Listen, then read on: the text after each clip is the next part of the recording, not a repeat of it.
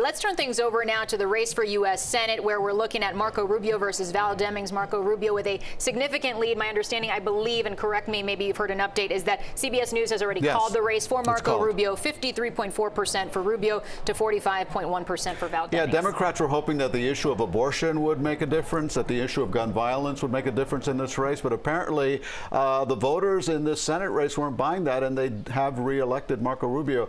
Gabriel Arzola is in Orlando with the Demings campaign. What's the mood like there? Elliot, the mood is very different now. The music got higher because we heard a lot of just boos and the TV screen here as they were playing CNN, as they were projecting Marco Rubio to be the winner. Take a look. I mean, people here are now pretty calm, pretty tame. You can see folks just sitting around, just looking at the screen, but it certainly is not a time to celebrate. We have seen that CNN has announced Rubio to be the projected winner. Again, we're still waiting to hear if that is still the case. But folks here are disappointed because Demings raised the most money comparatively to Rubio, but it seems as though it was not enough. Now, Demings will be coming out with her husband later on tonight in about an hour or so to speak. But again, here, just a very big upset tonight. Guys. All right, Gabby, thank you. And I just want to update the numbers. It was actually 56.1% for Marco Rubio right now to 42.9% for Val Demings. It does look like Demings did win Palm Beach and Broward County, which is interesting because as we were just breaking down the governor's race, it looked like, or it seems as though DeSantis did take Palm Beach County. So a lot of people not just voting down the party line when they're looking at these lower ballot candidates. Yeah, and also on some of the questions that were put to the voters here in Miami-Dade County, that school board referendum passed, even though that Miami-Dade County, a red county. I haven't seen that in a long time, I have to tell you. And like Jim DeFede was mentioning, Broward County red and Palm Beach red, and a lot of that has to do with the people who have moved into Florida as a result of the pandemic. All right, we're going to turn things over now to Joe Gorcho, who is with the Senator Marco Rubio campaign in Miami.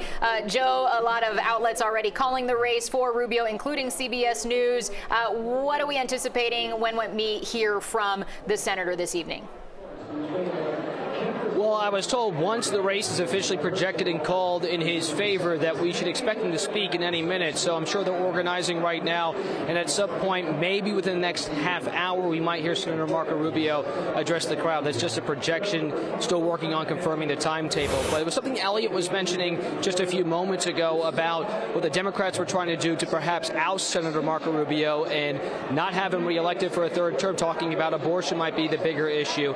But it was something else with the Marco Rubio campaign that I think resonated with the voters, especially here in South Florida and Miami-Dade County, in terms of inflation, gas prices, and rejecting Democratic ideology and leadership that seemed to have stuck and resonated with the voters here. It was something he said just the other day in Hialeah. He said, the president that says if you have a few magic words, you can stay as long as you want, referring to the border crisis. He also said, my plan is to produce more American oil, blaming President Biden's agenda and how he goes about producing energy for this country as a major reason for inflation. So it remains to be seen what the GOP path will be moving forward, and perhaps we'll get a clearer picture here tonight in terms of how they want to govern and work with President Biden and what that agenda will be. But it's very clear they're hammering home freedom, worked with the voters, and inflation issues also resonating with the people here in Florida tonight. Again, we'll keep you posted when Senator Rubio comes to the stage to speak. For now, it's a very joyous atmosphere, and every time they see another GOP candidate flash on the screen as a projected winner,